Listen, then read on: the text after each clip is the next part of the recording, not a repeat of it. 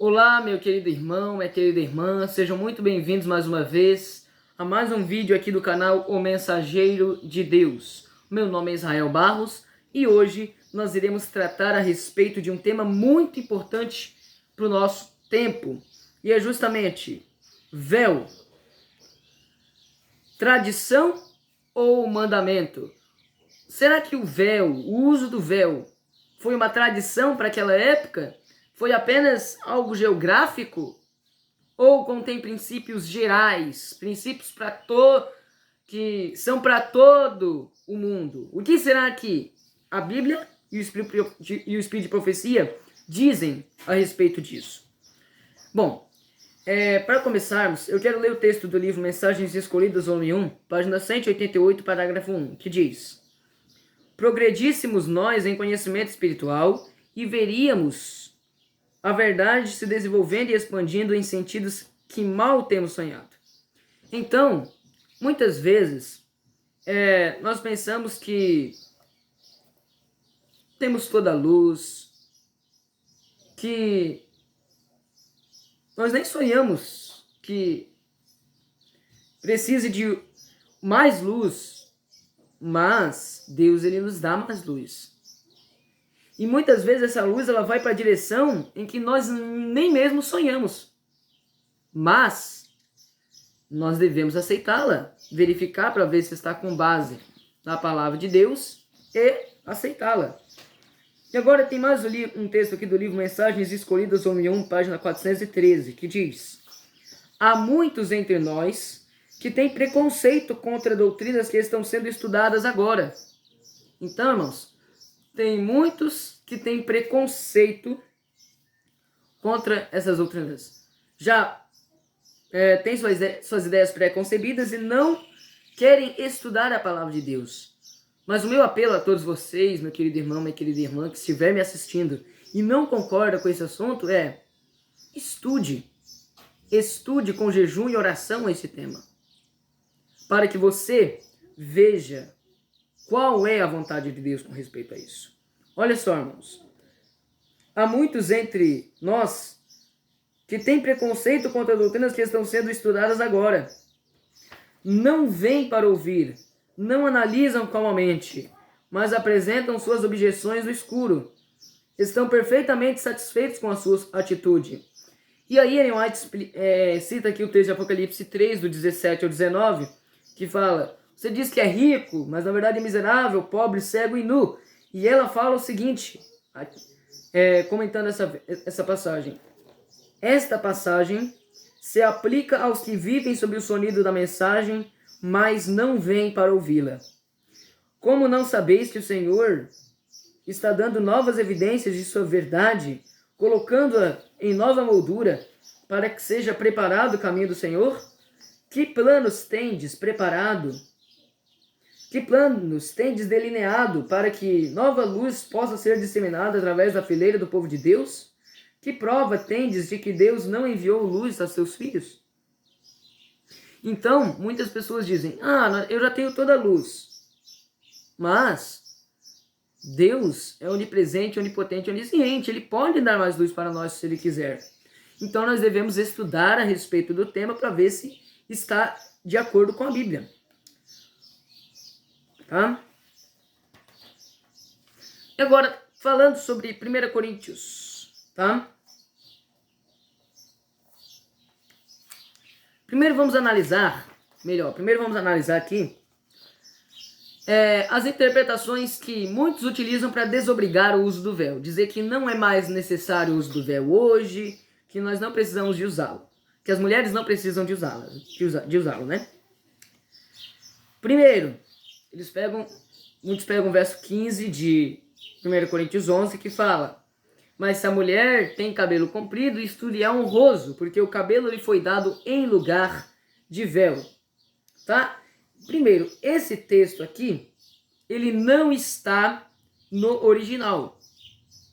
Tá? Ele foi alterado para dar sentido à interpretação de que as mulheres não precisam mais de usar véu hoje. Como é que eu sei disso? Porque No original, está escrito que o cabelo, nesse verso está escrito que o cabelo foi dado em lugar de mantilha. O que é mantilha? É diferente de véu. Mantilha vai até os pés, é muito comprido, é pesado. Entendeu? Agora o véu é leve. Entendeu? O cabelo foi dado em lugar de mantilha, mas não em lugar de véu. É claro que se a mulher estiver em um local e ela precisar de fazer oração e ela não estiver com véu, aí ali o cabelo vai ser dado em lugar de véu. Tá? Mas quando a mulher tem condição de pegar o véu, ali ela deve pegar o véu. Entendeu? Deve orar com o véu. Que Paulo, ele fala, como nós vamos ver mais à frente. Tá? E agora, a respeito de 1 Coríntios capítulo 11, o que Ellen White fala a respeito disso? Olha só. Suas instruções em suas cartas às igrejas de seus dias são instruções para a igreja de Deus até o fim dos tempos. Carta 332 de 1907. Então aqui fala a respeito não apenas da carta de Corinto, mas de todas as suas cartas. Carta aos Filipenses, aos Hebreus, aos Romanos, aos Gálatas, a Timóteo. Então as suas cartas, elas são de instruções para a igreja de Deus até o fim dos tempos. Entendeu? Então não é apenas geográfico, local, não, é para o fim dos tempos. Olha só, Atos Apóstolos, página 158. Com notável clareza, começou por responder às várias perguntas suscitadas pela igreja, estabelecendo princípios gerais, que, se aceitos, levá-los-iam ao alto plano espiritual. Então, princípios o quê? Gerais. Princípios gerais que ele estabeleceu ali em 1 Coríntios capítulo 11. Tanto é que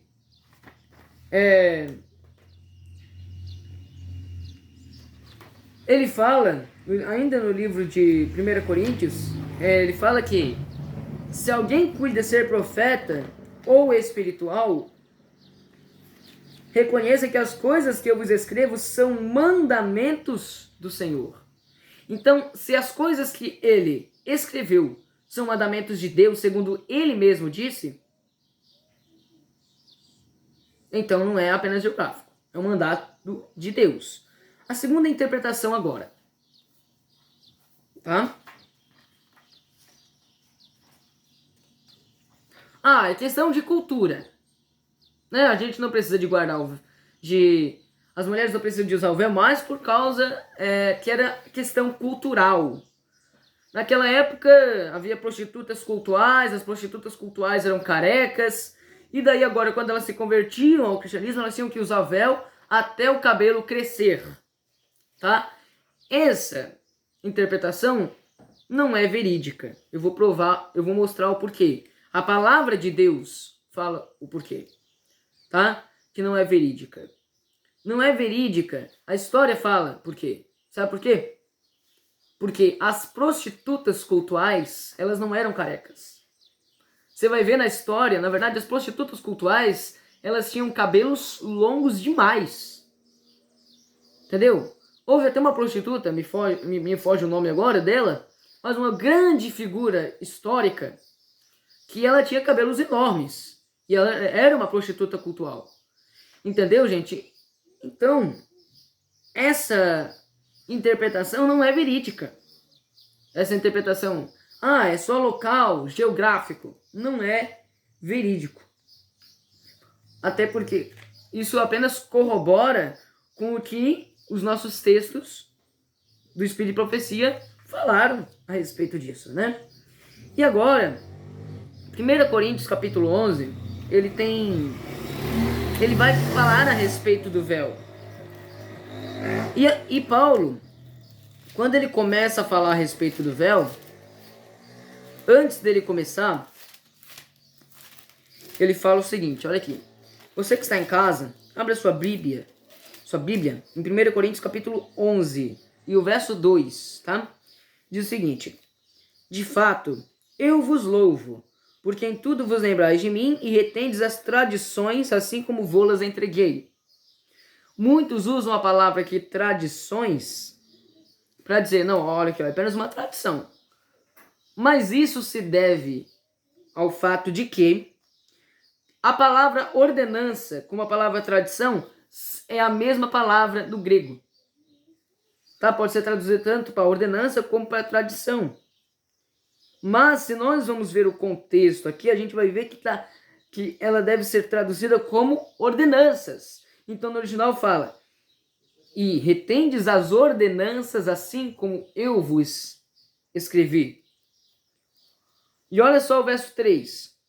Quero, entretanto, que saibais ser Cristo o cabeça de todo homem, e o homem o cabeça da mulher, e Deus o cabeça de Cristo. Então ele já mostra o porquê que a mulher deve usar o véu. Ele já mostra a hierarquia. Ele já mostra o homem é o cabeça da mulher, Cristo é o cabeça do homem e Deus é o cabeça de Cristo. É por esse fato que a mulher deve usar o véu. E olha só agora, verso 4. Aqui ele vai começar a entrar no assunto propriamente dito. Olha aqui. Todo homem que ora ou profetiza com a cabeça sem véu, toda mulher, digo, que ora ou profetiza com a cabeça sem véu, desonra a própria cabeça, porque é como se estivesse rapada. Portanto, se a mulher não usa véu, neste caso que rape o cabelo, mas se lhe é vergonhoso tosquiar-se ou rapar-se, cumpre-lhe usar véu. Na verdade, o homem não deve cobrir a cabeça por ser ele a imagem e glória de Deus, mas a mulher é a glória do homem. Então, por ela ser a glória do homem, ela deve cobrir o véu. Ela deve cobrir a sua cabeça com véu. Porque o homem não foi feito da mulher, e sim a mulher do homem. Portanto, deve a mulher, por causa dos anjos, trazer véu na cabeça como sinal de autoridade. E daí, no verso 13, ele fala, julgai entre vós mesmos, é próprio que a mulher ore a Deus sem trazer o véu? Ou não vos ensina a própria natureza a ser desonroso para o homem ter cabelo comprido? Aí agora chega o tão famoso verso 15. E que tratando-se da mulher é para ela uma glória, pois o cabelo lhe foi dado em lugar de mantilha. Aqui está no correto, aqui está mais próximo do original. A palavra grega aqui é a palavra peribolaion. E a palavra peribolaion quer dizer mantilha, não quer dizer véu. Entendeu? Ou melhor, no original, a palavra peribolaion ela aparece aqui, mas o texto fala, e que tratando-se da mulher é para ela uma glória, porque o cabelo lhe foi dado como cobertura. Entendeu? Então nem aparece a palavra peribolaion. Aparece apenas a palavra como cobertura. O cabelo foi dado como cobertura. Porque pensem comigo, olha aqui. Paulo ele vai passar todo os versos anteriores abordando o assunto do véu. E agora ele vai chegar no verso 15 e ele vai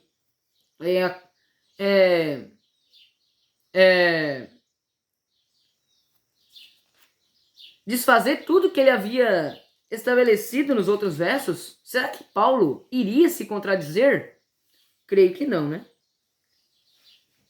Se ele não se contradisse, então o uso do véu está correto.